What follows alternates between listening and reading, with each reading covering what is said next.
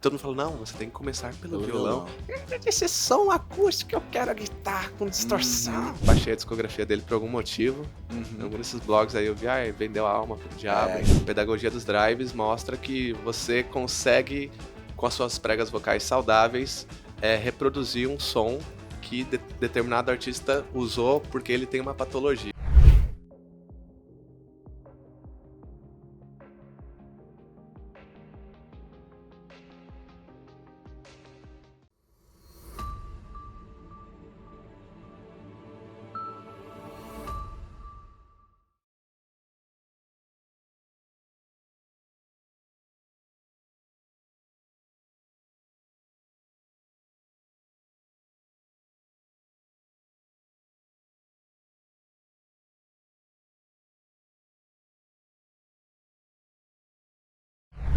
Bom dia, boa tarde, boa noite. Tá começando na sua telinha mais um Centralcast diretamente do centro da América do Sul. E hoje eu tenho mais um convidado especial aqui, trazendo cultura e entretenimento para vocês. E tá aqui na minha frente, Alan House. Muito obrigado, meu amigo, pela sua presença. É uma honra pra mim estar aqui, Murilo. Sim, o cara tá fazendo um trabalho muito bacana aqui, eu já conheci ele há um certo tempo. E fazer blues aqui na nossa região não deve ser fácil, mano. Então ele vai contar um pouquinho os desafios e como que é essa carreira musical, escolhendo também uma vertente que é bem específica, né, Alan? Então passando, cara, você que é um cara bem jovem, até geralmente a gente costuma ver nesse ramo uns dinossauros tocar, né? Pessoas bem experientes.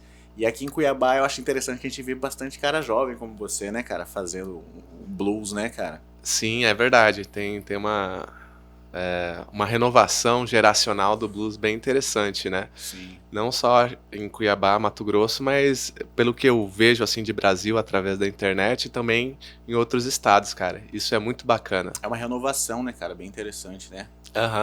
E sobretudo falando de um gênero que é estrangeiro, né? Sim. Que é estadunidense e que mesmo nos Estados Unidos é considerado antigo, né? Sei lá, como se fosse um chorinho ou alguma coisa bem realmente de música tradicional, de gente velha. Sim. Certo? Então, um estilo internacional tendo esse interesse pela juventude aqui é bem interessante mesmo. E é interessante também porque o blues, assim, o blues sendo estadunidense, ele apesar disso, ele faz sucesso ou tem nicho no mundo inteiro. Sim. Né? No mundo inteiro. Mas o Brasil, especificamente, é uma terra onde tem, tradicionalmente, pelo menos desde os anos 80, que foi quando começaram os grandes festivais nacionais de blues, tem uma pegada de blues bastante forte. Sim. Então é interessante, né? Porque como o blues, ele meio que é o pai de vários outros estilos, né? Você tem o rock and roll, acho que o country também, o blues é um pouco ali, ele tem a influência dele. Flerta com country. Jazz, os outros falam também. Jazz. Então, olha só, são todas vertentes que ramificaram pelo mundo todo, né? Então não tem como dizer que o blues também tem o DNA do blues ali na música pop, né? Então caramba. As pessoas não entendem, embora seja para muitos uma coisa muito nichada, mas as pessoas não percebem que tem o DNA dela em muito do que a gente ouve hoje, né?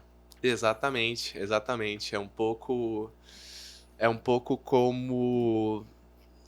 Existem algumas histórias, muitas histórias mitológicas. Eu sou apaixonado por mitologia. Lembrando que o Alan é historiador, então você tem esse lado ainda de aprofundar, né, cavucar ali na história e saber entender um pouquinho mais, né? Isso. Existem muitas histórias de deuses ou heróis nas mitologias de diversos povos, né? Em que o deus inicial, um dos primeiros deuses, ele é sacrificado ou morto por algum motivo. Sim. E o corpo dele se torna a terra ou algo absolutamente fundamental para aquela comunidade, para o mundo, né? Para a ordem cósmica. E eu enxergo um pouco o blues dessa forma, né? Como uma analogia interessante. Até uma questão meio freudiana, né? Mas uma espécie de pai da música, né? Que foi, enfim, morreu, entre aspas, ali no final, né? Sacrificado, mas o seu corpo, como se diz no cristianismo, né? O sangue e o corpo, eles se tornaram tudo isso que nós temos de influência da música popular. Eu concordo, né? Mano, verdade, cara. A gente talvez talvez não seja em alguns países que tenha uma coisa bem mais profunda, por exemplo, no Oriente Médio, talvez não entrou tanto, mas a nível mundial, eu acho, ocidental, né? Ocidental mais ainda. Realmente é muito forte, cara. Mas vamos passar um pouquinho pelo seu começo nessa história, né, cara? Bora lá. Eu imagino o Alan já é um amigo, às vezes a gente para trocar uma ideia. E tem a essência também ali no rock and roll, né? Como um jovem, a gente começou pelo que é mais conhecido, né? Os Guns da vida, os Bon Jovis, ou sei lá, os Iron Maiden. Sim. Aonde que você entrou nesse meio aí, cara? O que foi que te picou primeiro ali pra você vir pra esse ramo? Pois é, cara, assim, curiosamente, eu durante toda a infância não ligava muito pra música. Certo. Quando eu era pequeno, meu pai... Bom lá, minha família é de músicos, eu já chego nisso. Mas aí meu pai, querendo incentivar seu pequeno filhote de 4 anos na música também, ele comprou uma bateria dessas infantis e tal. E eu fui um desastre, né? Perdi o interesse em 5 minutos, rapidinho. E aí eu desmontei aquela bateria, porque o meu grande interesse foi desmontar ela inteira. E aí eu peguei umas hastes dela e esvaziei os 4 pneus do carro do meu pai. Coisa de criança mesmo, né? O que acontece quando eu murcho o pneu do carro do meu pai, né? Às vezes até apanha, né? É que eu achei bonitinho o barulhinho. Eu lembro até hoje, cara. Eu achei aquele barulhinho do ar escapando. Nossa, que barulho bacana, cara. Vamos fazer uns 4 pneus. Nossa. Criança faz muito isso, né? Eu já fiz, já coloquei fogo na cortina de casa pra ver o que um fósforo faz em contato com o tecido. E aí a gente descobre, né? Coisas de criança, né, cara? E aí tá, você foi... Enfim, desastre. Fazendo as traquinagens ali. Desastre pra música, interesse zero. Eu gostava muito, na verdade, de desenhar. Daí, quando os meus pais saíram desse ramo musical, certo, eles vazaram, eu entrei na adolescência e comecei a ouvir com os primos, uns jogos, por exemplo, GTA Vice City, que tinha aquele rádio dos anos 80, né? Legal. E aí eu comecei a ter interesse em tocar guitarra. Eu conheci Guns, conheci todas essas bandas, Iron Maiden, tudo mais, Aerosmith. Falei, caramba, cara, quero aprender a tocar guitarra. E eu detestava violão nessa época. Nesse primeiro momento que eu falei, quero tocar guitarra. Todo mundo falou, não, você tem que começar pelo violão. Esse som acústico, eu quero a guitarra com distorção. É assim mesmo. E aí foi. Aí comecei a aprender. Já foi direto pra guitarra já, então? Aí você conseguiu sua guitarra? Eu passei por um período no violão, depois até comecei a curtir, né? Mas eu peguei uma guitarra, uma Tajiminha Stratinho e comecei a tocar. E ali, então, no começo é querendo reproduzir as coisas dos ídolos, né? Imagina. Sim. Comecei a tentar tocar, sei lá, Patience, 2 Minutes to Midnight, um desastre, né? Você não sabe nada. Pra fazer um riff ali é um sacrifício também. Aprender a afinar o instrumento, tudo no processo. Tudo isso aí. Gostava muito de rock nacional também nessa época, Legião, Urbana, também que Barão. Essas bandas também estão muito na história de quem começou ali pelo violão, né? Demais. Pelo menos da minha geração. Sim. Ainda eu peguei uma geração que ainda tinha aqueles primeiros caderninhos que você comprava, assim. Então era geralmente essas coisas, que tinha Capital Inicial, Legião, Raimundos, né? Que já tem bastante influência na minha geração. Basicamente eram essas bandas, assim, né? Eu não peguei essa fase exatamente, mas tinha muita revistinha em casa. Sim. Essas bem amareladas, então usei bastante também. Legal. Né, cara? Dá até saudade, né, cara? Hoje é tudo muito mais fácil, mas dá uma nostalgia lembrar disso aí, né, cara? Dá, porque tem um aspecto físico nessa. A questão da virtualização do mundo, ela tira um pouco daquela felicidade de você ter objetos físicos, por exemplo, do CD, de um livro, de uma revista. Essa digitalização deixa as coisas um pouquinho efêmeras, assim, um pouquinho superficiais, parece, que a gente não tem apego, né? Você não tem o físico, tá tudo num HD, tá tudo hospedado num lugar, e cadê o físico? Então a gente não tem essa coisa nostálgica, né, com a internet, assim, né? Não. Ai, que saudade daquela pasta da discografia do Rolling Stones. Pois é. Até tem uma coisa eu tenho saudade daquela fase que a gente começou a descobrir como baixar as coisas, né? Nossa, quando eu descobri o Kazaa, Torrent, essas coisas ali que eu comecei a ter interesse Talvez isso tenha até te ajudado, mas ali que eu garimpava, entendeu? Assim, material. Ali vinha Sim, coisas assim que você não sim, achava em lugar nenhum, né? sim, total. Então ali eu fui, vamos dizer assim, fui me aprofundando em drogas pesadas na música, vamos dizer assim, né? Você também teve essa fase também? Tive bastante. Eu quase não tive essa parte da fase do CD, né? Uhum. Então, nessa fase já tinha internet e já fui justamente procurando. Eu lembro que tinha aqueles sites meio de blogs especializados em rock and roll. Tinha um muito famoso que chamava Lágrima Psicodélica. Tinha tudo ali, mano. Você baixava uma discografia inteira. Olha aí, nós contribuímos pra pirataria. Mas o meu era só pra consumo próprio, tá? Exatamente. Meu também, meu também. Então achava muita coisa ali interessante, cara. Muito material. Que eu acho que ajudou, né, a moldar a gente, né, cara? A gente se expôs Total, também a cara. muito mais informação do que os nossos ídolos, né, cara? Sim, isso é muito real, né, cara? Muito mais informação. Sim. E nessa época eu já comecei a interessar um pouco por história, né? Eu era Aham. um jovenzinho, porque Interessante. o fato de ter disponível, né, à mão discografias inteiras fazia eu pensar, né, em como os álbuns eram diferentes, qual que era diferente, o que estava acontecendo No em cada contexto ali, época, né? assim, aí você aí ficava, ah, olha só. Entendi. Então Ali você já foi desenvolvendo também esse interesse por história, pelo menos pela música ali, né, no começo. sim, e também, aí você já entra nessa ideia das influências, né? Aí Sim. também tem essa coisa histórica. Ah, esse álbum, o X artista gostava de tal e tal. Aí fez isso aqui, ó. É parecido? Vamos ouvir lá. Aí você já vai fazendo aquelas ligações, assim. Às vezes tem uma referência na própria música que você fala assim, por que será? O cara falou isso? O que eles é Sim. um termo da época? O que Cara. Sim. É legal, por exemplo, eu gosto de Lynyrd Skynyrd, aí eles fazem referências, tem música que faz uma referência ao Neil Young. Sim. Aí você vai saber qual que é o... Aí descobri que o Neil Young fez uma referência negativa ao... Southern Man. Uma Entendeu? das músicas. E outra é o Alabama. Isso, né? Aí foi uma resposta, né? Porque Foi. o Neil Young era ídolo dos caras, né? Então Sim. eles deram uma resposta educada ali. Então, olha aí como que você vai, né? Sim. Você vai Total. aprendendo, né, cara? Pra nós acaba sendo uma aula isso daí, né, cara? Ah, demais. E aí você foi se aprofundando. Fui me aprofundando justamente, aprendi a tocar guitarra, queria primeiro ter uma banda de rock and roll como todo o jovem mancebo deprimido, pré-adolescente. Aí eu de repente nas projetinhos de banda eu percebi que eu gostava mais de tocar blues. Bem cedo, né, inclusive, né? Eu tô, assim, me descobrindo a gostar de blues mais velho, depois dos 30 anos. Você já foi desde cara ali, então, praticamente, no começo. Cara, com uns, sei lá, 17, 18. Teve o período que eu tava só aprendendo, né? Entendi. Aí o período que eu fui mais tentando formar bandas.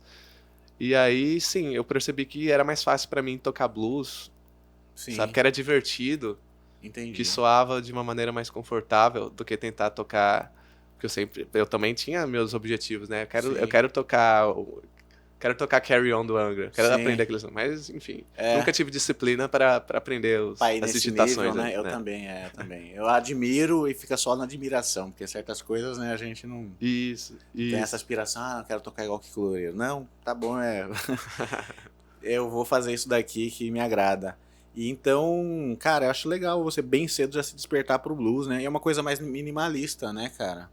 Ainda mais você quando você faz um negócio só você ali, muito intimista também, né, cara? Tem o negócio do feeling, um feeling muito grande, apesar de ser, beleza, não tem a virtuose nesse sentido, que tem esses, né, power rock dos anos 80 e 90, mas tem um lado que também pode ser muito difícil de você desenvolver, que leva tempo, que é essa parte do feeling, né, da comunicação. Mas não deixa de ser um feeling virtuoso, porque...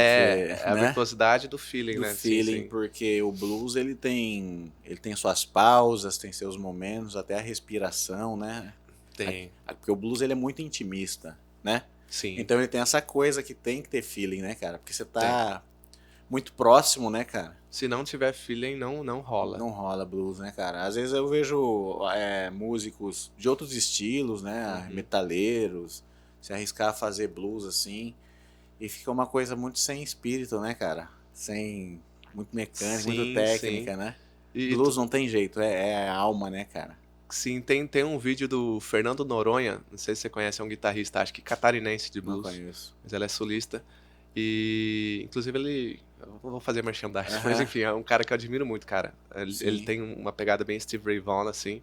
Legal. Ele é surfista. E ele fez uns especiais de blues nesse Cifra Club. e em que eles tocaram lá Highway 44, eu acho. E aí pegaram os músicos que estavam lá, né? Fizeram tipo uma jam. Sim. E é muito notório isso que você tá falando, né? O Noronha tocando com o extrato, com a guitarra limpa, né? Corda 011 lá, Sim. fazendo os bendzinhos dele, pá. Mas... E aí os outros guitarristas que estavam ali, que não tinham essa intimidade com o estilo, obviamente, né? E aí a linguagem não chegava ali, né? Mesmo com muita técnica, muito conhecimento, né? Competência. Que talvez mas é uma questão de linguagem. né? Linguagem. Porque talvez o que menos se procure ali é a técnica, né? No blues, né? Você tenta colocar mais a intenção, né, cara? Em cada notinha. Aí a gente teria que discutir o que é técnica, né? Também é uma coisa subjetiva também, né, cara? Mas a gente tá indo muito nos pormenores, né? Verdade, depois a verdade. gente chega a isso. Então, o que foi ali no blues as primeiras coisas que te... Não, quero tocar igual esse cara. O que foi que você foi admirando os primeiros... Ouvi o Robert Johnson. Certo. Desses... Sei lá, baixei a discografia dele por algum motivo. Em algum desses blogs aí eu vi, vendeu a alma pro diabo. Já é interessante. O jovem adora essas coisas, né? Vendeu a alma pro diabo. Quero saber quem que é esse cara. Cara. E aí eu descobri o Robert Johnson, baixei a discografia dele, que não é discografia, né? Ele gravou pouquíssimas coisas, 29 músicas, eu acho, algumas repetidas. Sim. E eu fiquei abismado, né, com aquilo. E aí eu quis aprender a tocar. Aí eu aprendi as afinações abertas, né? Sim. Então, aí eu comecei a tocar slide, falei, nossa, eu quero tocar assim, é isso que eu quero. E aí eu fui me aprofundando.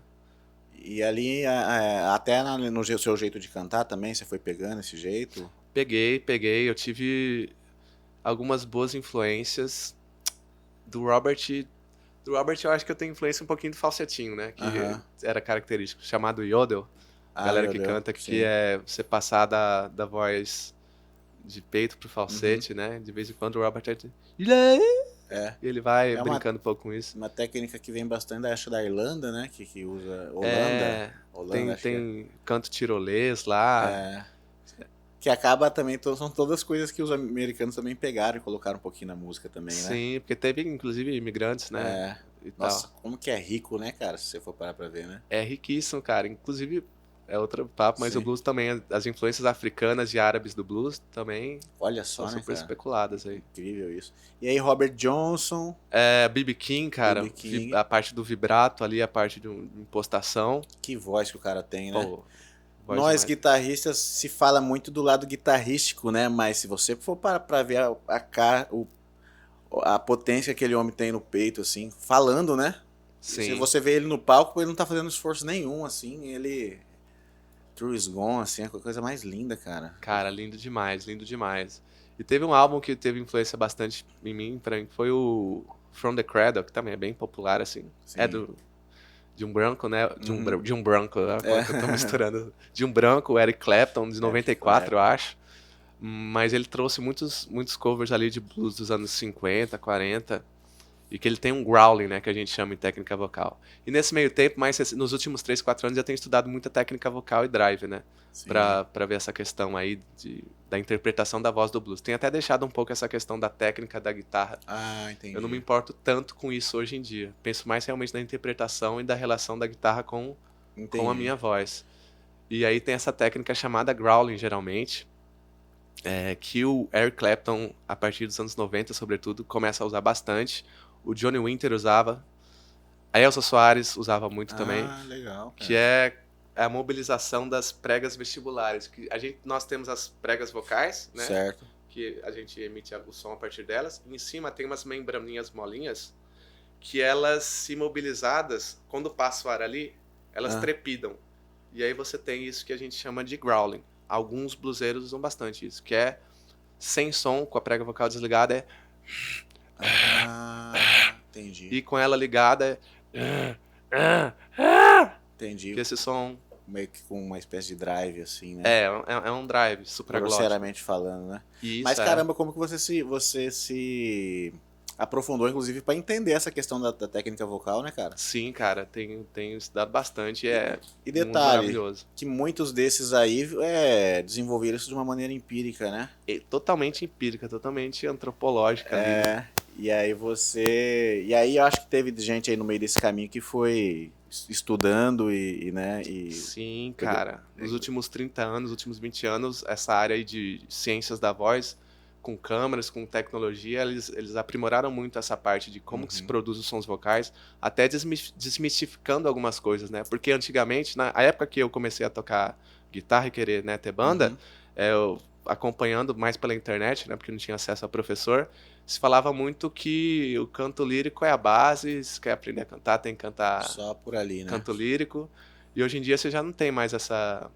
Entendi. Não é uma verdade estabelecida isso já. Cara, que legal, cara. Então, e também é legal que você tem essa sede, né? Você se interessou, igual você foi pro blues. E também a questão da voz, né, cara? Sim, justamente uma das questões que esses pesquisadores viram é como é que nos campos de algodão, né, em diversos lugares, sei lá, etnias indígenas aí fazem um som com drive, fazem um som super agudo ou fora dos cânones do canto clássico e eles continuam cantando e passa pro filho, passa pro neto. Faz mal, será? E aí eles foram, né? E tem aquela coisa, aquelas místicas que falam assim, o cara pra chegar nessa voz só foi a voz dele que foi calejando, foi o tempo, foi o desgaste que chegou. Claro que isso aí é uma coisa que influenciou, né, nos principais, os mais antigos, né? Mas as pessoas atribuíam muito só a isso. A voz dele foi curtida no uísque, no fumo. Não necessariamente. Não necessariamente, né? Claro que isso aí influencia ou negativamente, alguma coisa assim. Sim. Mas usavam muito essa mística, né? Inclusive, sim. Eu curto sertanejos raiz e sempre se fala muito isso também. O cara masca fumo, fuma cigarro, toma uísque, toma pinga pra chegar nisso daí, né? Não, mas não é isso. Pode ser que alguns casos tenham tido patologia e ter gerado, por exemplo, o Bryan Adams, por exemplo, acho que ele, se não me engano, ele tem pólipos nas pregas vocais e isso acabou gerando a rouquidão. Mas não é necessário que você tenha pólipos ou que você tenha problemas nas pregas vocais, tenha calejado, entre aspas, para você gerar aquele som. Hoje em dia, as ciências dos drives, né? A pedagogia dos drives mostra que você consegue, com as suas pregas vocais saudáveis, reproduzir um som que determinado artista usou porque ele tem uma patologia. Sim, legal. Então você consegue fazer isso. Eu tenho acompanhado algumas pessoas, alguns professores que falam, tem voz de cabeça, voz nasal, de peito, né? Tem um monte de... Tem muita coisa. E, enfim, eu me divirto muito nessa área de vocal, que legal, cara. você ter essa sede de conhecimento e colocar isso aí em prática, mano. Mas vamos falar. E aí, quando que você começa a já desenvolver o seu próprio som, né? Você pegou todas essas referências, aí falou, vou começar a compor, Como que foi esse seu processo, assim? Já de cara, você já começou a querer fazer letras? Você canta em inglês, né? Canto em inglês. Eu componho desde muito cedo, né? Só que eu tenho um banco de composições que só agora eu tô colocando mais à tona, né? Nos últimos 2, 3 anos eu mostro algumas coisas assim, mas eu tô lançando em breve meu primeiro single com pistas, né, separadas de gravação, certinho, né? Como se faz, esse ano. Sim, legal. Tava muito, então, você fazia num estilo mais simples antes, né? Simples, não mostrava muito em palco.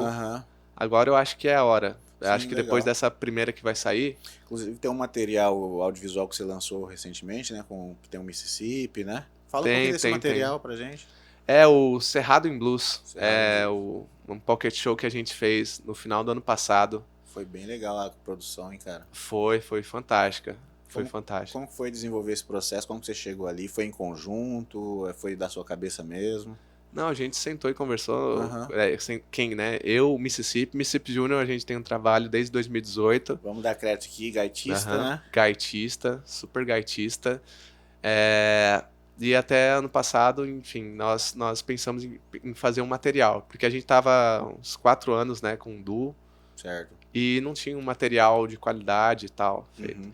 Então nós fizemos esse pocket show que foi uma gravação ao vivo. Aí teve bem a registrado captação, ficou, hein, cara? A gravação ao vivo ali. Eu tava como one man band, então tocando bateria, guitarra e cantando. O Júnior na gaita lá arregaçando. Sim, foi legal. E nós fizemos um registro desse show de 3 músicas, né? 2 covers e uma autoral. Aonde que foi aquela gravação? Foi no Lombard Pub. Lombard, vamos dar crédito, né, cara? Sim, com certeza. Você tá tocando direto lá também? Sim, eu toco como é que é a minha história e também do Júnior com o Lombardi, né? Lombardi é um pub de blues que existe há muitos anos aqui em Cuiabá. E quando eu e o Júnior começamos, né? Começamos o duo, a gente conheceu o Paulo, que é o dono do Lombardi, e também tem uma produtora de shows que é a Blues Brothers Produções. Sim. Blues Brothers Produções. Certo. E aí, desde então, desde o comecinho da nossa carreira, a gente montou essa parceria. Então, nós tocávamos frequentemente, toda sexta-feira. Era naquela época ainda no Jardim Petrópolis, perto da UFMT.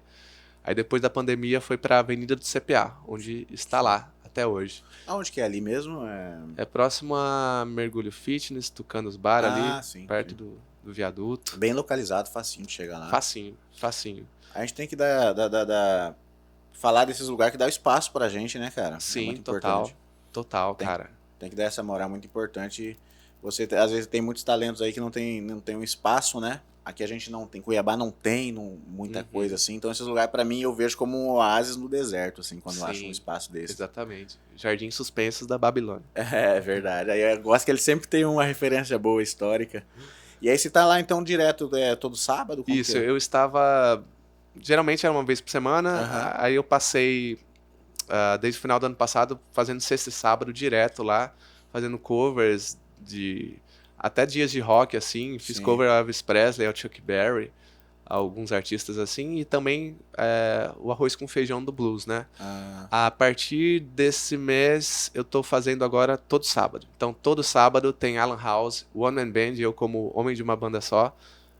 Homem de uma banda só, não. A banda de um homem só. Sim. No Lombardi, todo sábado. Inclusive, pra quem não sabe, mano, é ele mesmo sozinho tocando violão, bateria e cantando. E tem o kazoo também, né? Não trouxe aqui, mas um instrumento, uma garrafinha assim que eu também toco. Caramba, aquilo ali, eu lembro de ver quem fazia isso aí, o Russo fazia isso aí. O Russo, cara, minha grande influência, né? Aquele cara é fera, não sei como que tá ele atualmente, mas... Também não, cara, eu tinha ele no Facebook, mas faz tempo que eu não vejo. E o primeiro cara que eu vi, assim, pegar essas referências, assim, trazer pro mainstream, né, cara, que ele apareceu no Raul Gil, mandando Janis Joplin, mandando Led Zeppelin...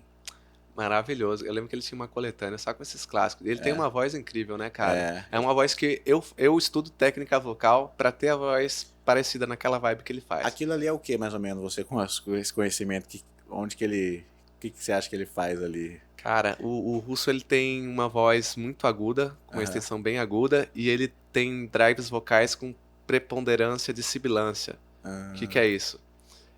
Você pode usar essa terminologia que você falou, mais voz de cabeça, ele trabalha mais com essa voz mais leve de cabeça ou mista, imagina que tem 3 marchas, né? A pesada, a primeira aqui, aí tem a segunda e a terceira. Mais leve. Então ele trabalha entre a primeira e a segunda, a terceira e a segunda, a mista e a mais leve, e ele usa drives vocais, que eu uso a terminologia do professor Ariel Coelho, né? Até porque eu não sei como chamaria em outras, porque não tem tantas assim de sistematização de drive, mas seria uma espécie de phaser, que seria um drive que tem mais sibilância ou um equilíbrio entre sibilância e crepitância. Sibilância sendo isso,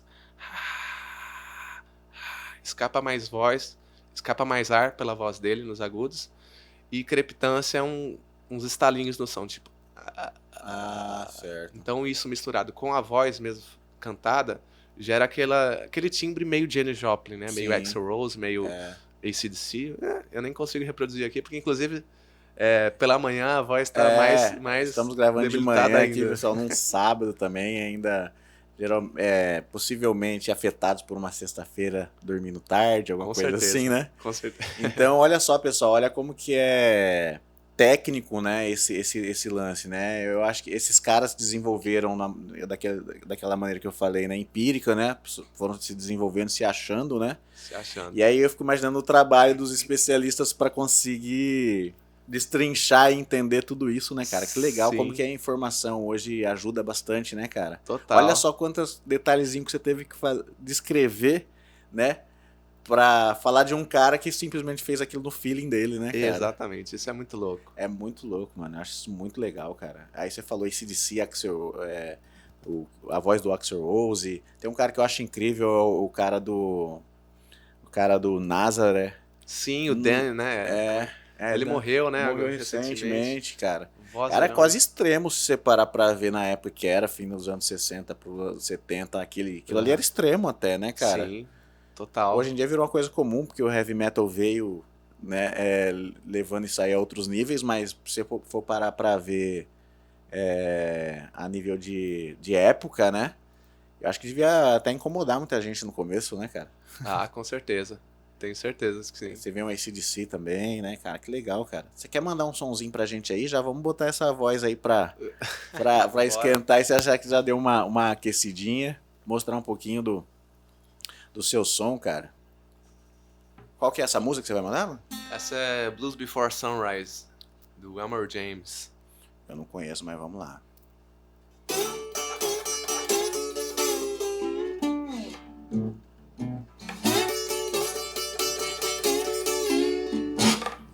I held the blue before the sunrise, just standing in mine. I held the blue before the sunrise, just standing in mine. Before the Smiths brought me down, babe, fell and I to despise. I had to leave you, baby. I had to leave you all day long. I had to leave you, baby. I had to leave you all alone. I have to leave you now, darling, because you know you done me wrong.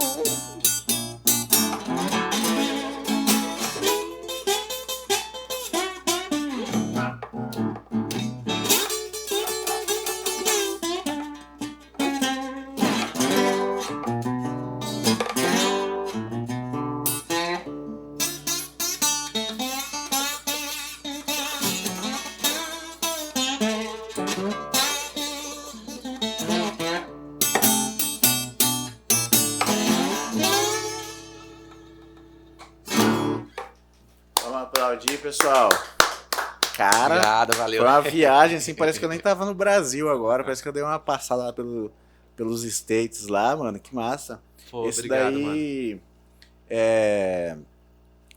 Que estilo que seria esse daí que você mandou? É um Delta? Seria um Delta. Delta Blues.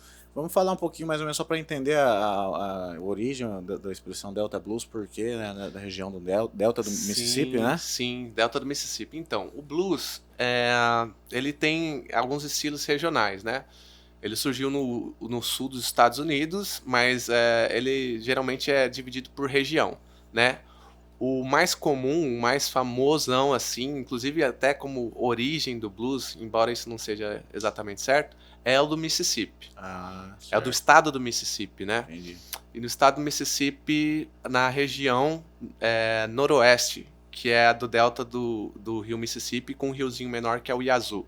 Certo. E nessa região, uma região bastante aquosa, né, pantanosa, bastante fértil, se desenvolveu esse estilo, não por acaso, né? Porque é uma região que você tem os regimes de plantation, que na época da escravidão tem a mão de obra escrava, né? Então, certo. Depois que houve a abolição, ali os negros daquela religião é bom, né? Daquela região, eles desenvolveram um blues muito parecido com as work songs, as canções de trabalho. Certo. Que é um padrão que a gente chama de pergunta e resposta. Por que pergunta e resposta? As work songs, elas eram canções coletivas que nas plantações alguém cantava, por exemplo, um líder, né? Be my woman, girl, I'll be your man. Aí vem todo o coro que tá lá em volta dele que responde, né? Na, na, na, na, na, na, na. Que legal, hein, cara? E aí, como é que isso se influenciou no blues do Mississippi? Agora você tem o bluseiro que tá sozinho, né? Ele não tem um coro ali, mas o violão vira essa segunda voz dele, essa voz de resposta. Então, eu percebi que canta uma frase e o violão... Isso, exatamente. I had the blue before sunrise, she's standing near my eye. I have the blue before. Então o instrumento, ou a gaita, ou o violão sempre responde. Cara, agora que eu entendi. Eu sempre percebi que era um lance de pergunta e resposta, mas agora eu sei o porquê. Sim. Inclusive colocaram até no rock, né?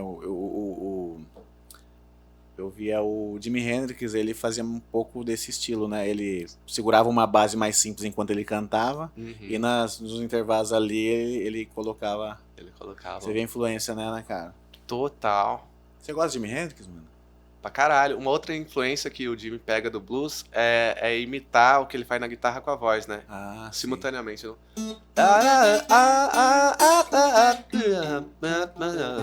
Isso se encontra de uma outra forma no blues, né? Em várias coisas, né? A gente vê... Ixi, mano, é muita coisa. Se a gente for passar, porque como o blues a gente falou, ele tá em quase tudo que a gente conhece, né, cara? Aquele... Como é que é? Tem outra afinação. Que segue um pouco esse estilo também. Sim. E o Black Sabbath, eles tinham essa pegada de blues bem no começo, antes da banda se chamar assim, né? Sim, sim. É verdade, cara. Olha só, eu toco Black Sabbath pra caramba e agora que eu fui reconhecer essa que eles beberam dessa fonte, né, cara? Sim. Que louco. Olha só como que o blues ele permeou assim, né? Pelo menos pra gente que gosta de música ocidental. Tá em quase tudo, né, cara? Que louco isso. Sim, quase tudo. E, de novo, cara, blues ocidental nasceu nos Estados Unidos daquelas misturas, inclusive misturas violentas, né? À custa do povo negro que veio, né? Mas, assim... Do sofrimento, né? Sim, mas tem essas influências. Desde a década de 70, pelo menos, tem feito pesquisas a respeito do que se trouxe da África, assim. Comparando com as músicas locais... E aí vem a influência muçulmana, né, da África ali, da parte do Sahel também. Caramba. E é uma viagem. Então, o blues caminha pelo mundo de certa forma, né? Sim. E você curte essa viagem, né, cara? Que legal. Eu curto. Eu mesmo fico aqui, eu adoro. É como se eu estivesse ouvindo uma historinha assim, eu entro nessa pira aí. Se deixar, esse programa aqui vai durar umas 5 horas. Mas, cara, que legal ouvir assim, de cara, assim, na minha frente, assim, ver um pouquinho dessa essência, mano. Você pode mandar mais algum outro som, assim, que você, por exemplo, que seja uma música que talvez tenha te marcado, alguém te influenciou, assim. Claro que todas te marcam de alguma maneira, mas deve ter músicas que tem uma representatividade maior pra você, assim. Tem algum som, assim, que você pode mandar pra gente? Tô pensando aqui. Não, fica à vontade. A gente vai conversando aqui enquanto você pensa. Aproveitar pra dar uma afinadinha aí. Eu falei que tava em sol aberto, né? Tá em ré aberto, na verdade. Nossa, eu quero depois até aprender a fazer essas afinações aí pra colocar ver se eu coloco no meu som, cara. Que massa, cara. Mas então, mano, vamos lá. Enquanto você vai pensando num som aí, a gente vai mandando. E aí, chegamos nos dias de hoje... a gente estava até falando da sua agenda, como que você tem trabalhado aos sábados, né? Mas você está aberto a ser contratado, se quiser passar suas redes sociais, até divulgar aí, pessoal. Sim, valeu. Eu tenho um Instagram bastante ativo, que é alanhouse.blues, né? @alanhouse.blues. Fiz o TikTok recentemente, tem que abastecer um pouquinho mais, mas tem algum conteúdo já. Certo. E a minha grande guinada, tem muito conteúdo de música, né, de show lá, mas minha grande guinada agora é botar conteúdo histórico. Sim, então você quer levar história também, não é só tocar. Ali, sim, né? Sim. E isso eu faço um pouco nos meus shows também. Tem esse lado didático. Tem. Sempre que é possível, eu faço quase que um workshop lá e vou contando a história dos artistas, algumas curiosidades, essa parte de contexto. Né? Você me dá uma contextualizada e já ilustra com a música já. Eu acho muito legal, cara. Você vai estar inclusive hoje, né, cara? Porra, pena que eu já tenho um compromisso, mas a gente pode marcar pro próximo. O próximo vai ter, né? Próximo sábado. Claro, todo sábado, todo sábado. Estarei lá sábado que vem, mano. Pode ter certeza. Isso, e aproveitando, enfim... Acho que você não falou o seu arroba. Fala aí que o Vinícius vai colocar aqui embaixo já. Qual que é? @Alan com 2 L's e N, House... .blues. Como é que era mesmo? Aqueles 3 segundos assim. alanhouse.blues. E assim, eu sou versátil. Eu comecei com duo com o Mississippi Junior. Eu faço trabalho solo como one man band. Toco em trio, toco em quarteto. Cara, eu acho legal, a gente não falou essa parte de desenvolver, fazer várias das coisas, tocar bateria, e foi um lance também, foi tranquilo pra você ou foi desafiador você? Foi desafiador, mas seria mais desafiador se eu tivesse que fazer do nada, né? Tudo de uma vez. E na verdade foi um aprendizado que demorou meses ou até mais, um ano e pouco. Deixa eu entender, então o que você fica aqui? Você fica com um bumbo? Eu fico com bumbo, com o pé violão? direito. Aí, só falando da bateria, assim, eu toco certo. com o pé direito ali no bumbo, que é o gravizão, né? Tu. Aí tem a caixa, que é o agudo, tá, com o pé esquerdo, junto com o chimbal, que é o tss, tss, tss, que eu toco só com o pé esquerdo. Sim. E aí eu toco o violão, ou a guitarra, né? E canto, e às vezes faço uma brincadeirinha com o kazoo, que é um instrumento de origem africana também, trazido nesse processo da América aí. Que é uma garrafinha com plastiquinho. Que faz um som de trompete. Que o russo usava, né? Era esse? Usava também. Eu acho que talvez ele seja um dos caras que no Brasil mais popularizou isso, inclusive, talvez, sim, né? Sim. Inclusive, super influência aqui, reconheço.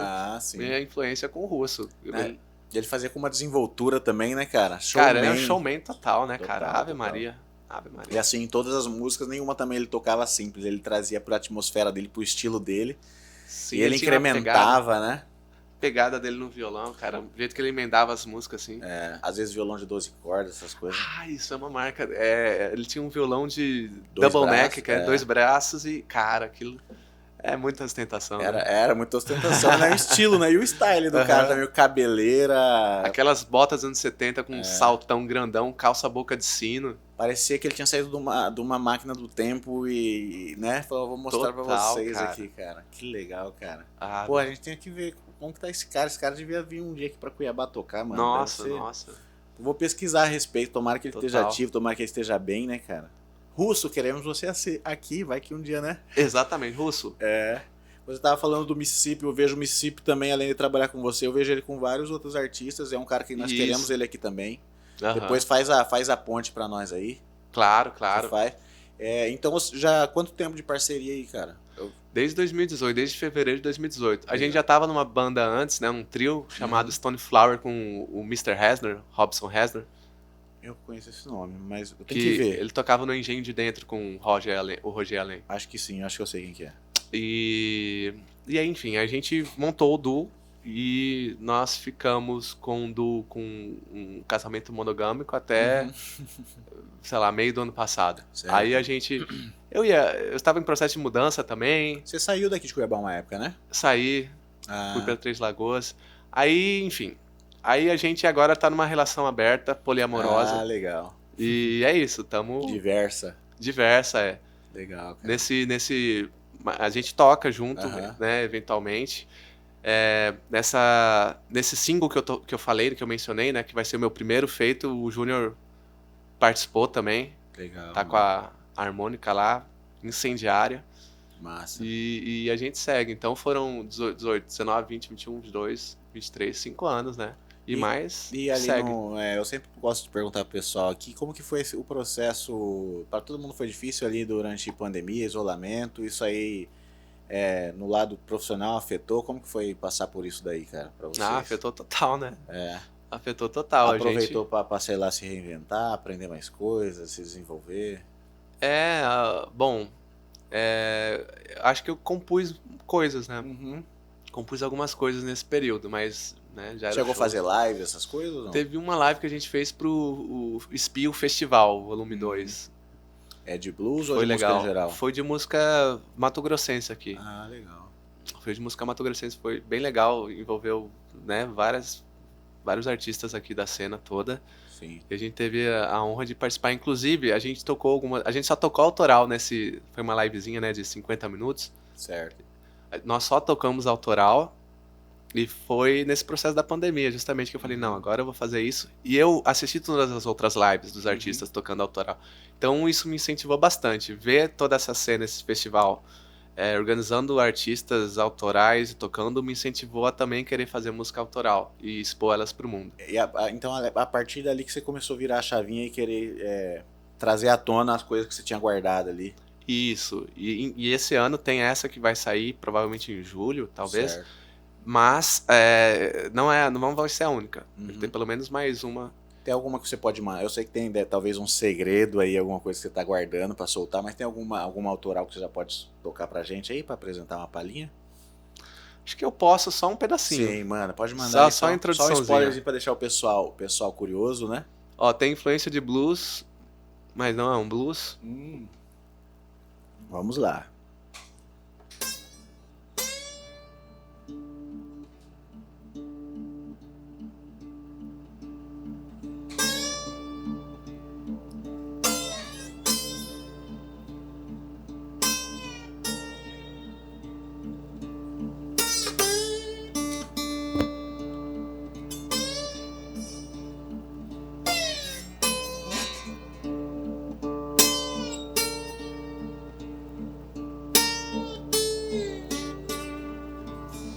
Why you see when there's nothing else to see?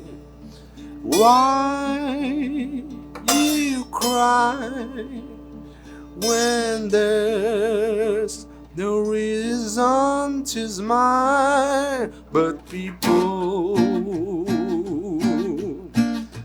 never can,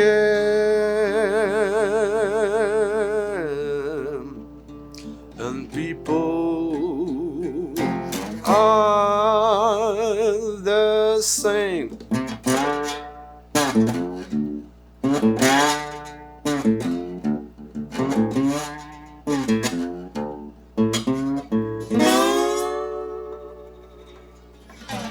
Que massa, cara. Ela tem uma coisa, já parece mais afro nela aí no começo, o que é mais, ou mais Oriente Médio, alguma coisa assim? Qual que é a essência Não tinha dela? pensado nisso, mas recebo.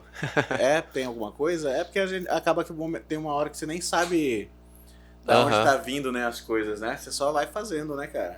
Exatamente. Pode ser isso. Tem uma influência do slide que eu te falei, que é seguir a voz com o que você tá fazendo no violão. Tocar outra música em blues que faz isso. Nobody's Fault But Mine. Pode mandar pra gente o que você quiser mostrar aí. Nobody's fault but mine. Nobody's fault but mine.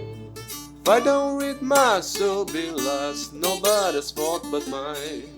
Então tem muitos blues antigos do Mississippi, também de alguns outros lugares que usam esse tipo de padrão. Você faz a base lá e é uma base, eu esqueci o nome técnico para isso, mas é uma base que você não troca. Mesmo que intuitivamente rolaria fazer uma quarta, trocar de acorde, uma quinta, você continua aqui. Ela fica tipo nota Ela pedal. fica só, nota pedal. Entendi. E aí você faz a melodia aqui. E olha, esses lances que você faz, não tem como não remeter à música oriental, né? Uma coisa meio cítara, né? Tem, é verdade. Tem sim. E o blues tem influência arábica, né? Via África. Sim, muçulmana. via África, né? Porque o blues, o grande lance não é a blue note, né? Sim. O blues tem microtonações ali, que ficam entre as notas. E essa influência vem da música africana mesmo, né? Nordeste africano ali. Da África Ocidental ali, mais noroeste, assim. Certo. Noroeste, pega um pouco da África Central. Na verdade, é um grande debate ainda sobre quais exatamente, né, são as influências específicas. Eu acho que um problema para isso é porque você teve escravizados vindo de diferentes lugares, né? E acabou trazendo essa bagagem, né? Tendo um mix aqui. Sim. Acaba que a América toda acaba tendo mais miscigenação, né? Porque recebeu mais influência, muito além dos escravos, também as outras culturas que vieram, né? Igual a gente estava falando do country americano, aí ele tem influência de música irlandesa. Nossa, é uma mistura. Sim. Tem muita mistura, é um caminho de história bem... E aqui no Brasil já fomos para um lado mais percussivo, né? Mas ainda pegou as coisas indígenas daqui. Você como um historiador também, você foca mais nesse lado pro som que você toca, ou também você dá uma busca geral, assim, pra entender o contexto, assim? Não, dá uma busca geral. Inclusive, diferenças entre Estados Unidos e Brasil, eu acho que o extermínio indígena lá foi mais massacrante, assim, no sentido de não ter tanta influência indígena quanto o Brasil teve. E isso se deve, entre vários motivos, por uma diferença cultural. É um dos motivos, não é o determinante, mas é religiosa, né? Porque lá vieram os descontentes com o protestantismo inglês lá da Inglaterra. Então eles vieram lá com uma bagagem evangélica. E eles não tinham a intenção, a pretensão que os jesuítas católicos, por exemplo, tinham evangelizar aqui. De evangelizar. Então, vai evangelizar o índio? Não. Então, o extermínio, nesse sentido, ele já foi mais extremo, assim, muito mais cruel, nos Estados Unidos. É claro que aqui também não tô... Também teve, né? Mas teve esse pequeno filtro, né? Dessa questão de conversão, né? Lá nos Estados Unidos, não. Né? E daí você tem menos influência. Outra questão é a questão da proibição dos tambores, cara. Isso é um assunto bem interessante. Lá especificamente, teve uma legislação a partir do século XVIII, porque teve rebeliões de escravizados, né? Claro que teve em todas as Américas, né? De forma geral, assim. Mas lá teve uma forte que fez uma legislação, se não me engano, da Carolina do Sul. Mas inclusive eu tenho um postzinho sobre isso no Instagram. Tá, inclusive o pessoal no Instagram dele, ele ensina muito, ele sempre tá dando uns toques de contexto histórico, né, cara? Sim. Porque o Alan, ele tem a intenção não só de levar a música, mas também a informação, a história por trás dela, né? Então eu acho legal que sua rede social, você tenta ser didático, né? Levar a cultura além da música, né? Sim, total. Então por isso que eu tô abordando. Então aí a gente tem esse lado aqui, já que a gente tem mais a influência nativa daqui, né? No nosso som, né? Por não ter esse extermínio tão brutal igual foi lá, né? Então a gente tem mais essa... Sim, eu acredito que esse é um fator para ser levado em conta. Sim. E a questão dos... Por que a nossa música de influência negra é mais percursiva, e também, não só daqui, né, da América do Sul, de maneira geral, na América Central também, mas porque na América do Norte, o blues, desde a época da escravidão, foi proibido, né, os tambores. Teve uma rebelião em que foi-se usado os tambores para fazer comunicação da rebelião, né? Daí teve uma legislação estadual que se espalhou por outros estados do sul, e eles pegaram firme nisso, como se a música negra fosse um instrumento uma arma, né, de revolta. Então foi suprimido. Então por isso quando o blues vem, ele não tem tanto essa questão rítmica, polirrítmica, que é tão característica dos povos africanos, né? Sim. Mas você note que, por exemplo, diferenças entre jazz e blues. O blues saído um pouquinho mais ali na Louisiana, que era um estado que era da França, teve influência católica, tinha a Praça do Congo em que se permitia, né? Os negros expressarem a sua música e com toda essa percussividade. Certo. E daí o jazz tem esse aspecto rítmico maior. Também. Por isso, então ele... entendi. Ele tem a essência ali, né? E acabava sendo um reduto onde eles podiam expressar esse lado mais afro, vamos dizer assim, né? Sim, sim. Interessante. Mas eu não acho que... Não me apego muito a origens também, não. Do tipo... Tem um autor chamado Amir Baraka, muito interessante, que tem um livro chamado Blues People, que ele tenta entender a influência, né, do blues na cultura americana. O título em português é horrível, vocês talvez achem, chama A Influência do Jazz na Cultura Americana. Certo. E o título do livro em inglês é Blues People. Que nada título ver, merda. Pois é. Mas enfim. Já distorce o intuito da pessoa que procura a história, assim, às vezes, sim, né? Sim, demais. Mas é um livro muito interessante porque ele vai trabalhando desde as work songs até o jazz dos anos 60, assim. Certo. E ele não enxerga que lá, no começo, nas canções de trabalho, você tem as origens, né, a questão africana mais forte, e depois você vai se misturando e ficando mais fraco, né? Ele acha que tem movimentos no meio do caminho, até no final do caminho, que podem retomar essa essência africana até de maneira mais veemente do que aquela dos primeiros que chegaram aqui na América. Certo. Isso eu acho bem interessante também. Porque eu toco Delta Blues, né? Falar, é raiz, mas a raiz é histórica, eu não acho que seja histórica no sentido cronológico. Ela advém de uma forma. A gente estava falando aqui em off do Mississippi Country Hill Blues, do R.R. Burnside, do Mississippi Fred McDowell, que são artistas que foram bastante descobertos nos anos 60, lá nos Estados Unidos, faziam um tipo de blues com muita africanidade, com muito mais raiz, digamos assim, do que artistas de blues do Mississippi gravados na década de 20 e 30. O fato deles terem gravado depois, ou serem mais novos, até eventualmente, não significa que o som deles tinha menos influência africana porque passou mais tempo. Né? Aqueles que estavam mais próximos ainda da fase da fase escravagista, eles ainda sentiam aquela repressão ainda, né? E talvez por isso não externou tanto isso, né? Passado-se um tempo, talvez esses caras já tinham um pouquinho mais de liberdade de expressar esse som, né? Mais afro. Pode ser Essa isso, é uma né? hipótese. Um pouquinho mais longe da fase de opressão ali, né? Não sei, né? Sim, pode ser que no começo, dentro da segregação racial, os artistas negros até quisessem, isso na verdade é bem real, se moldar ao som branco ou do que os brancos gostavam de ouvir. Até por uma questão de sobrevivência ali. Por uma questão de sobrevivência. Ou quando começaram a gravar a partir da década de 20, não, vou gravar do jeito que esses produtores brancos querem que eu grave. Né? Então vou embranquecer, entre aspas, o meu som para ser aceito dentro do mercado fonográfico. Então, com certeza. Pra ver o interesse, né? Porque pra também... ver o interesse. Total. É muito interessante. Caramba, mano. Que história, assim, de... sofrida que é, né? A história do blues, assim, né, cara? Sim, total.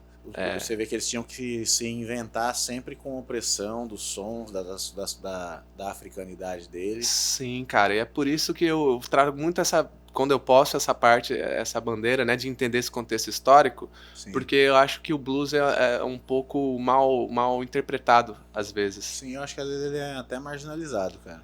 Marginalizado, mas mal interpretado, que eu digo, as pessoas, até muitos que gostam de blues, pensam no blues como, sei lá, uma liberdade, num sentido que é a liberdade do WASP americano, né? Que é o branco, hétero, evangélico, etc e tal, que pensa na liberdade como a liberdade individual dele, de pegar o carro dele, viver a vida dele, enfim.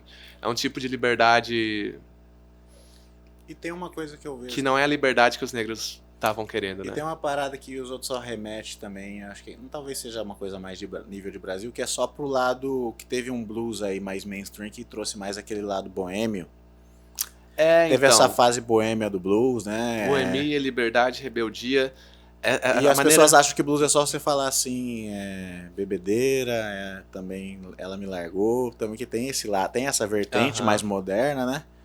Mas a essência do blues é mesmo falar ali retratar um pouco o sofrimento, né? Mas as pessoas levam muito só por esse lado, né? Ah, também. Então, O blues mainstream ficou muito por esse lado, assim.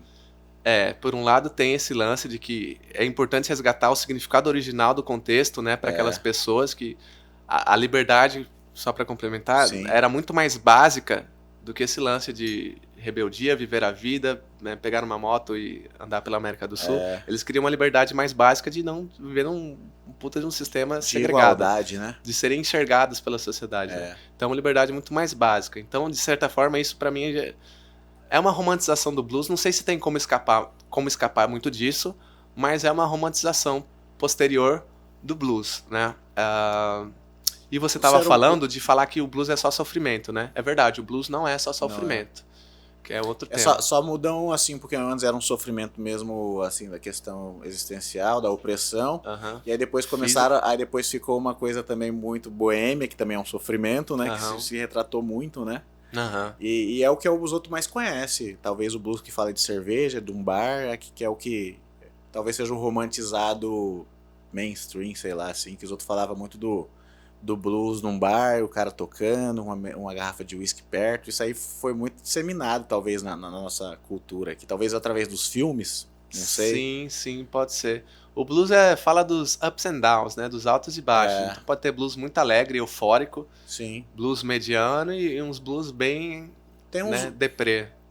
Legal, por exemplo, do B.B. King, que ele tinha uns momentos irreverentes também, né? Ele passava uma reverência até no comunicar gestual dele, né? Ele era Ele era irreverente, né, cara? Sim, e ele é um cara muito interessante de falar, porque ele lutava muito contra a ideia do bluesman sendo um cara, né, negro, quebrado, pobre, na varandinha do interior de um estado do sul, tocando um violão com corda enferrujada. Ele realmente empoderou o bluesman, né? Ele queria que o bluesman fosse um cara super bem sucedido. Que pode ter um anelzão de ouro, né? E ele, na vestimenta, ele colocou isso, né, cara? Sim, sim. Ele combatia todos esses estereótipos do blues. Né? Legal, total. Cara. Você vê a importância. Aí junto com ele também tinha o Albert King também, que era outro também que ostentava isso legal, o estilo, uma guitarra, sempre bem vestido. Sim. E o outro King também, eram 3 Kings, né, que falavam, né? Tem alguns Kings. Tem o Fred King, que é bem interessante, que eu tô apaixonado também, bem influente. Tinha essa guitarra funk, todos eles... Acho que o Fred tinha bastante, né? O Albert tinha um pouco. É o que eu menos conheço, é o Fred, vou procurar saber. O Fred é muito, muito legal, cara. Texano. Vamos falar só pra citar os tipos de blues mais conhecidos, né? A gente tem o Chicago Blues, pelo menos eu como conheço superficialmente. A gente tem o Mississippi Blues, o Texas Blues. A gente pode falar do Mississippi Country Hill como um tipo de blues específico também. Ah, certo. Que são, vamos dizer, as sublinhas, assim, né? Que mais? Tem outros estilos também? Tem East Coast Blues, Alabama Blues, só que são estilos bem mais... Entendi. Blues californiano, são estilos mais... Tem essas vertentes também? Uhum. Imagino como que tem algum mais dançante. Acho que o Chicago é o mais dançante, mas... eu diria, acho que seria o californiano, cara. Eu não conheço. Talvez eu até ouvi, mas eu não sei. Seria uma espécie de jump blues, que eles falam. Quem usou muito, quem foi influenciado muito por isso e ajudou a moldar foi o T-Bone Walker, da década de 40. Conheço esse nome, mas devo ter ouvido alguma coisa, mas agora não me lembro. Que era um blues influenciado por swing, assim, de jazz. Que é aquele blues mais... entendi. How, baby, you are meio que o B.B. King canta no Every Day I Have the Blues, sabe? Alguns deles, às vezes, se aventuravam, né? A buscar uma influência de outros estilos. Claro, acho que por questão de sobrevivência também, eles queriam ser famosos, né? Sim. Eles almejavam, tinham suas ambições, então mesclavam estilos também, né? Sim. Não chegava a existir alguma coisa de rixa entre estilos, alguma coisa assim? Você sabe de alguma história ou não? Cara, era uma parada, sempre foi entre tranquila? Entre estilos eu não sei. Eu acho que o estilo acaba amenizando essa questão de rivalidade. A rivalidade acontece mais quando são iguais. Quando o cara tá na mesma área um do outro, né? Na mesma área. Aí é mais complicado. Existe história de alguns grandes assim que não se bicavam? Alguma parada assim? O Muddy Waters e o Howlin' Wolf não se bicavam. Caramba. Eles tinham uma rivalidade, não sei se até que ponto saudável, mas é porque eles trabalharam, né, por muito tempo na Chess Records. Certo. E daí, o que acontece? O Muddy tava lá primeiro, né? Só que o Howlin' chegou, ele veio do Mississippi com uma caminhoneta boa pra época, assim. Ele foi visto como um cara de negócios bem sucedido, que sabia, né, lidar com a coisa. Sim, então, mais todo profissional, mundo talvez, né? Profissional, assim, cara sério, alto. Então ele intimidou um pouco quando ele chegou, com a voz dele totalmente diferente também. E aí tem um baixista que era, além de produtor, baixista, cantor, ele era compositor pra Chess. Certo. Ele compunha pros artistas da Chess. Então ele compunha pro Muddy e pro Howlin', o Willie Dixon. Certo. E aí a rixa era que um acusava o Willie de favorecer, né, com composições melhores o outro. Ali um realmente chegou na área do outro e o outro se sentiu talvez ameaçado, né? E aí você tem geralmente às vezes os caras mais profissionais, às vezes ele não quer tomar o espaço, mas por ser mais profissional, às vezes acaba incomodando realmente, né? Acaba sendo o chato da história. Isso é normal nos dias de hoje, em qualquer lugar, né? Sim. O Muddy também, ele tocava com um bluesman, não vou lembrar o nome aqui, na década de 40, quando ele chegou em Chicago, e passou um tempo, ele parou de tocar. Aí foram perguntar por que você parou de tocar com o Muddy? Falou, tá tocando melhor que eu, tive que dar Caramba, interessante. E como que é uma parada que se fala pouco, né, nas bandas. Geralmente o bluesman ele é mais considerado o cara que canta e toca, né? É verdade, mesmo quando é difícil você falar assim, um cara que é um guitarrista de blues, ele é só guitarrista de blues. É verdade.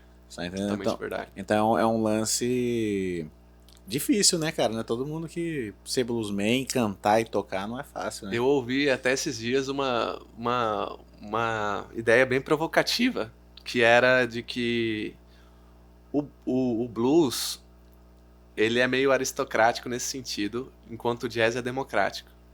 Porque no Realmente. jazz todos os músicos solam, a É. bateria sola, o baixo sola, Ele tem essa coisa. a Desculpa voz usar o sola. termo, mas uma coisa que não é só pra ilustrar, mas uma coisa meio egoísta parece, né? Que ali é o cara, é o central, né? É um É, termo, não é esse termo que eu gostaria de usar, mas uma coisa mais central ali, né? digamos assim, o jazz ele tem um governo descentralizado, É, o blues tem um governo centralizado, é.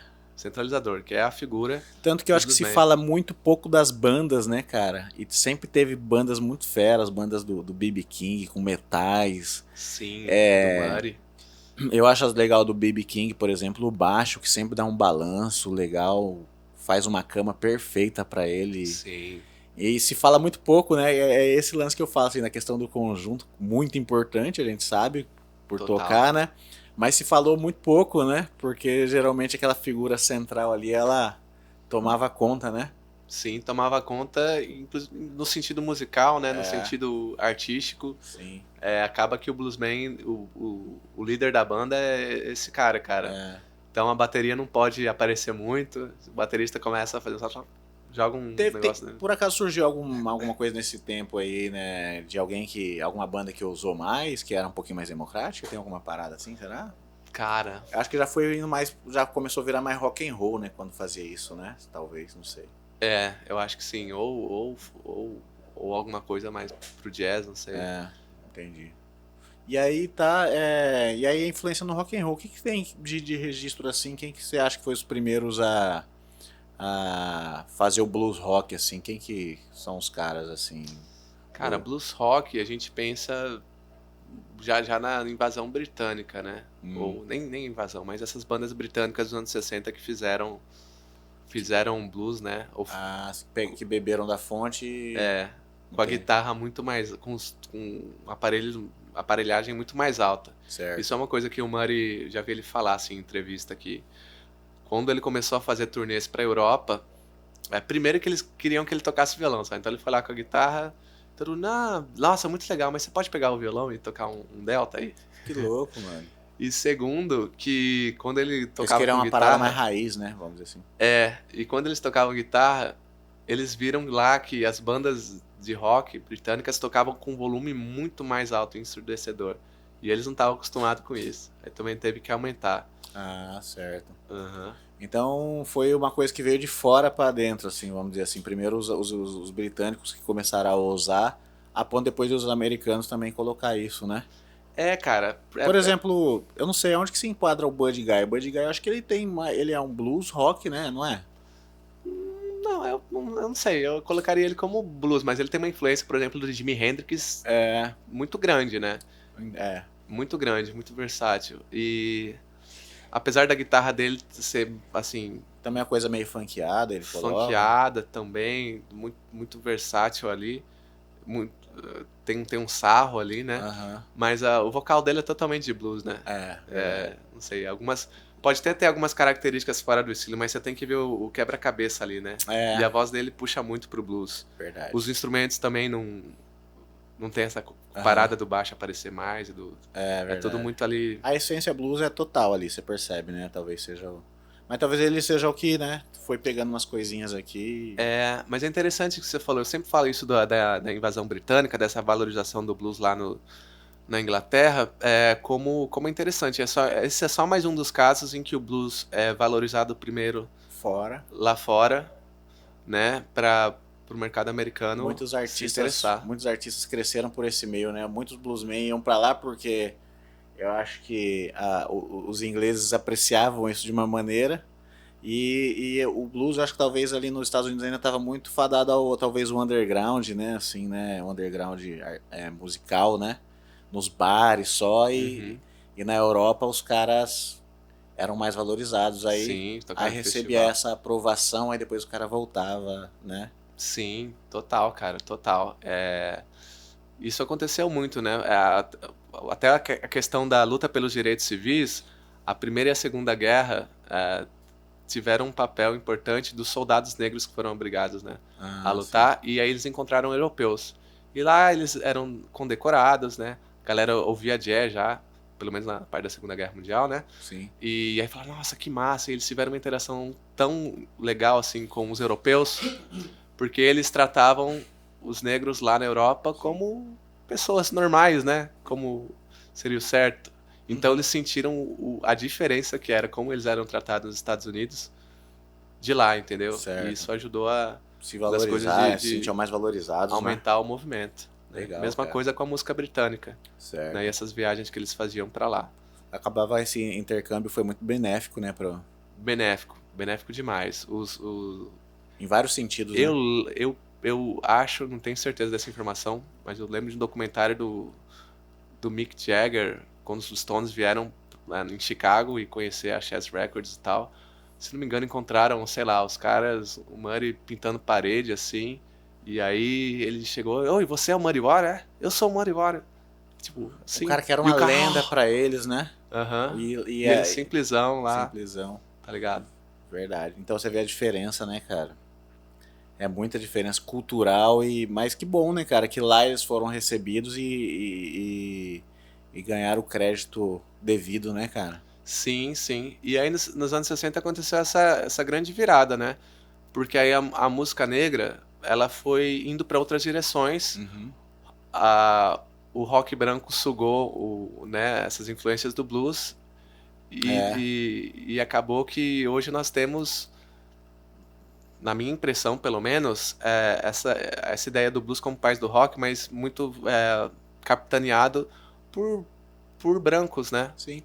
O rock mesmo, eu tava fazendo um apanhado assim, a origem do rock é na música negra, e a gente tem a gente tem um Chuck Berry, a gente tem o Little Richard, mas impressionante como que o rock ele embranqueceu, né, e assim... Total, e você quase não vê representantes assim, né, eu acho que o próprio negro largou, assim... Exatamente, esse é o ponto. Naquela década foi uma chave para os brancos valorizarem de uma maneira muito grande o blues naquele momento, e nesse momento que eles valorizam o blues, os negros também já estavam com outros estilos, né, pensando na funk music, na soul music, abraçando outras coisas. Então o resultado é que o branco de rock and roll, né, idolatrando o blues, os poucos músicos negros de blues que tinham, que também não tinha uma renovação de músicos negros naquela época, né, para continuar tocando blues. Isso já foi questionado pro Muddy Waters, por exemplo. Ele meio que não sabia como responder, porque que né, músicos negros, né, jovens, na época dele, anos 70, 80, iam tocar outros estilos, né? Mas isso aconteceu. Os negros foram indo para outros estilos, a música negra foi evoluindo, e o blues virou uma espécie de base pro rock, então os brancos ficaram, né, reverenciando. Então teve essa inversão de jogo. Eu sei como que os caras são bons, assim, culturalmente. Não, deixa a gente não quer esse estilo não, aí pode pegar pra vocês o rock and roll tipo aí. Isso. Quase que isso, né, cara? Eles foram igual pro funk, pra outras coisas, foram, assim. Maravilhosos. Deixaram. Você vê como que é, qual é o legado que eles deixaram pro mundo, né, cara?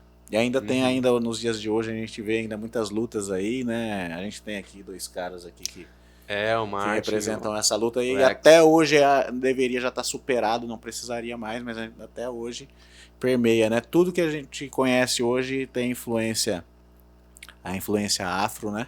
Pois ainda cara. a gente tem que salientar isso aqui, que ainda tem muita luta pela frente ainda, do jeito que tá, né, cara? Todo dia ainda a gente vê uma... Tem sim. Tem uma frase de um historiador britânico também, certo, chamado Peter Burke, vem pro Brasil também, se não me engano a esposa dele é brasileira. Ele fala português um pouquinho, tá? Ele diz, a função do historiador é lembrar a sociedade do que ela quer esquecer. Exatamente, cara. E é isso, cara, é um pouco sempre que eu posso ter esse viés de falar um pouco desse contexto da história negra para as pessoas valorizarem o blues, eu faço. E é por isso que eu não gosto muito de Lynyrd Skynyrd. Ah, sim, entendo por causa que eles têm um problema aí, né, a história deles é pesada, né, de tudo. Bem pesada. Bem pesada. Eu gosto assim da sonoridade e não me aprofundo muito além por causa disso. Eu gosto, pra ser bastante útil, eu gosto de muitas músicas, tá? Mas tem esse lance que você falou do Neil Young, né? com Sweet Home Alabama. Sim. E essa é uma música pra mim bastante curiosa. Sim. Inclusive aí, gurizada, tem uma música de um bluesman. Se não me engano, ela foi composta nos anos 60 de um bluesman muito raiz. Chama... J.B. Lenore. É esse mesmo. Cara, então, ele faz essa música sobre o Alabama e é metendo pau mesmo no Alabama. Porque era um dos estados mais Segregados, preconceituosos, né? que tinha, né? E aí ele fala, eu nunca vou voltar pro Alabama, Alabama não gosta de mim. E ele vai cantando, sabe, as dores. Nesse mesmo contexto em que o Neil Young critica com algumas músicas, Fala né? que bate mulher, né? Tem um lance assim, alguma coisa assim que rolava lá também, algumas... Ele tinha feito, não sei se foi na imprensa, alguma coisa, ele falou. E foi uma das coisas que motivou o Lynyrd Skynyrd a fazer a Sweet Home Alabama, né? Sweet Home Alabama, que é Doce Lar Alabama. Só que os caras sempre estendiam a bandeira confederada. E qual que é o... E aí que é a parte contraditória, né? O que eu penso... Até hoje, talvez, eu acho. Não, ainda as tensões que acontecem lá, né? Tem grupos neonazistas, tem grupos supremacistas. Sim. A galera pega essa bandeira lá, tem aquela polêmica sobre derrubar estátuas de generais confederados lá nos estados do sul. O fato nunca vi nenhum bluesman com bandeira confederada atrás, e tem um motivo pra isso. Certo. Né? Se quiser já contar pro pessoal, já. Então, cara, a Guerra Civil Americana, que aconteceu em 1860 e pouco, ela se deu basicamente por causa da escravidão, né? Então os estados do sul se separaram do norte, onde ficava a União, né? Sim. A capital, e daí ocorreu essa guerra. No final das contas, a escravidão foi abolida, foi dado direito aos políticos, né, aos negros, só que isso teve uma guerra, né? Devastou o sul, foi uma guerra bem complicada. Daí, os negros tiveram, a partir desse momento, direitos políticos. Só que aí apareceram um monte de legislações estaduais, né? Que os políticos eram todos brancos, né? Senhores escravos. E lá os estados, eles têm as suas leis individuais, né? Sim, isso diferente daqui. A ideia... O Brasil, teoricamente, é uma federação, né? Mas eles têm essa coisa federalista lá mais forte, né? Sim. Então os estados têm uma independência de legislação, né? Sim. Muito grande. Então eles foram criando barreiras para o negro votar, né? Então tem que fazer tal curso. O processo aí, né? Então no final das contas, eles perderam todos esses direitos e vieram as leis de Jim Crow, que a gente fala. Certo. Né? Que são essas leis que separam da sociedade. Estão livres? Estão fora das plantações? Beleza, mas aí vai ter um lugar específico. Né, tem os bairros específicos, tem as escolas específicas, igrejas específicas, é tudo separado.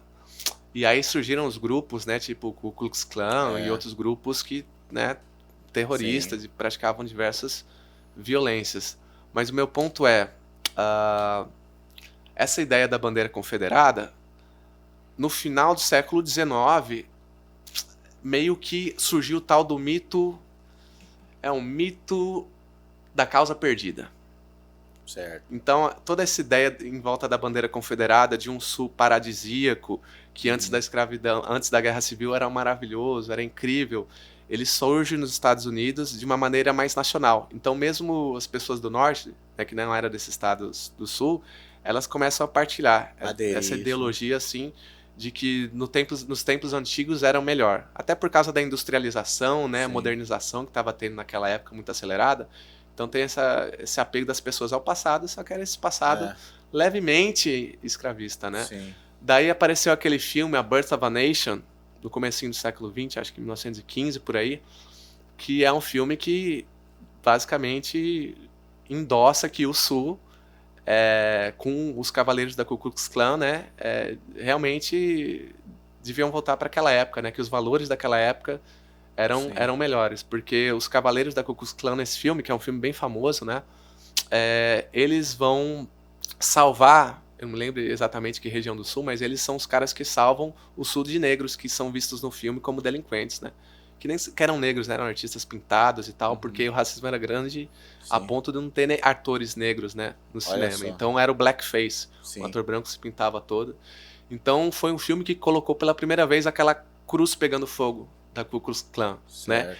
Os grupos supremacistas não usavam essa cruz, mas por causa do filme, eles passaram a usar. Então todo esse sentimento supremacista, por causa desse filme, que é um dos grandes clássicos da história do cinema, e foi um grande boom na época, só reforçou esse mito da causa perdida. Então, foi luta e luta até os anos 60. É como se os anos 60 e 70, nessa conquista pelos direitos civis, fossem um reboot do que ocorreu em 1860. Foi quase que um século deles saindo de um lugar para voltar para o mesmo, que é os direitos políticos, né? Eles ganharam, aí começaram a perder, e foi lutando para reconquistar, e demorou um século para eles conseguirem, de fato, né, voltar a votar e acabar a segregação. Sim. E é uma pira, né? E ela existe ainda de maneira velada, né? Vamos até hoje, né? Tanto que a gente ainda discute isso aqui, né? Sim. Você estava falando a questão da história, né? Eu via um historiador, esqueci o nome dele, falar que também a função do historiador... Como que você falou? A função do historiador é lembrar o que a sociedade quer esquecer. Exatamente. E também a sociedade que não sabe a história dela, ela tá fadada a repetir os mesmos erros, né? Ah, sim. Por isso que essa função que vocês têm aí, né, cara? Sim, e com o blues, que eu acho importante isso, justamente resgatar essa parada, que não é todo mundo que entende esse significado do blues. E pelo menos é a maneira como eu entendo, né? Pra ser humilde aqui, mas é a maneira como eu entendo que eu posso contribuir para a sociedade tocando blues, de alguma forma. Sim, um blues que as pessoas veem música só como entretenimento, mas é muito além disso, né? Tem um cunho social aí, pessoal. Para vocês verem, né? Centralcast também é cultura, pessoal. Aqui a gente teve uma conversa bem profunda e queremos que você dá a sua força aqui pra gente, né? Dá o seu like, se inscreve, é muito importante, né? Total. Né?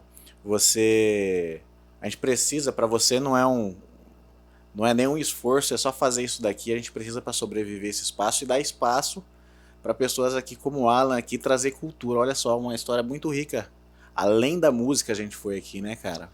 Fomos bastante. História, valeu, antropologia, filosofia, né? A gente passou por bastante coisa. Eu nunca imaginei falar de um assunto tão profundo assim aqui, cara. Mano, a gente vai caminhando pro fim aqui, que você deve ter também seus afazeres.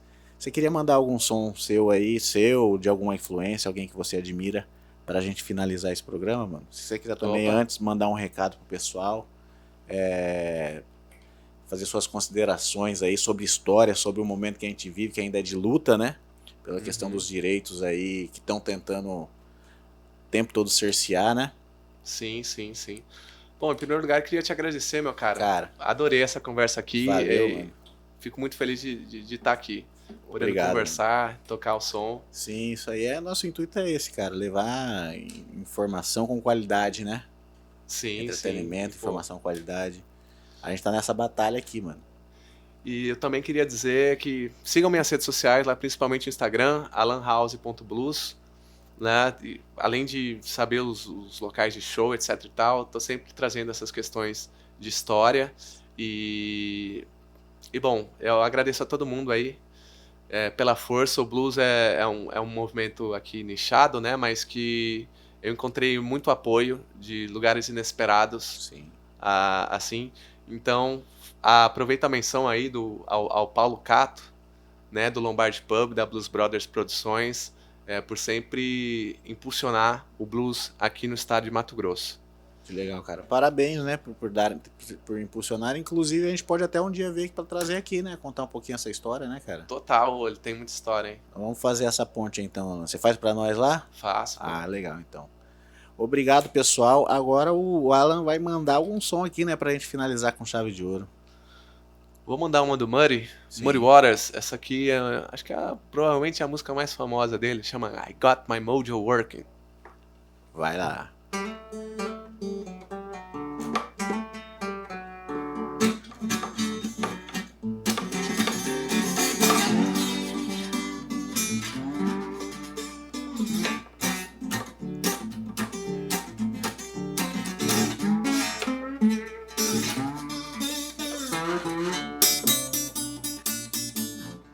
I got my mojo working, but it just don't work on you. I got my mojo working, but it just don't work on you. I wanna love you so bad, don't know what to do. I got my mojo working. I got my mojo working. I got my mojo working. I got my mojo working. I got my mojo working, but it just don't work on you. I got my mojo working. I got my mojo working. I got my mojo working. I got my mojo working. I got my mojo working, but it just don't work on you. Alright, yeah. Oh. Parabéns, Alan. Cara, Valeu, e eu te vi alguns anos atrás, né? Eu percebi como que você também já tá voando, né, cara? Eu vi você começando, acho que num show. Você lembra aquele Eu evento que a lembro, gente cara, fez? lá na Oeste, né? É, e eu lembro que foi um evento, inclusive, de cultura afro, não era? Você lembra? Cara, nem lembro, mano. Era, que teve na UFMT, e você tava lá mandando um Aham. blues. Era seu pai que tocava baixo? O que que era? É, eu toquei algumas vezes com meu pai É, eu lembro baixo, fazer né? esse. E ali ainda estava mais tímido, né? Você tava se lançando. Sim, né, eu tava, né? tava cruzão, né? Cara, isso aí faz quanto tempo já, mano? 2016 ou 17, cara. Por aí, né, cara? Aham. E caramba, mano, o cara tá voando, o cara tá um monstro, mano. Pô, Parabéns, valeu, cara, parabéns. Obrigado por ter vindo. Valeu. Espero que você tenha Eu gostado. agradeço. Esperamos Adorei. que o nosso público tenha gostado desse conteúdo. É um conteúdo bem rico que a gente já conseguiu abordar aqui hoje. Esperamos ter abordado da melhor maneira, né? Aham. É claro que a gente, num ritmo de bate-papo, a gente vai e volta, meio que sem ordem cronológica, mas eu acho que é um conteúdo muito rico para você passar e para levar adiante, pessoal. Então eu agradeço a sua presença, obrigado por apreciar. Esperamos o seu like, a sua inscrição, acione o sininho, que é muito importante para nós, pessoal. Então é isso aí. Bom dia, boa tarde, boa noite e até uma próxima, pessoal.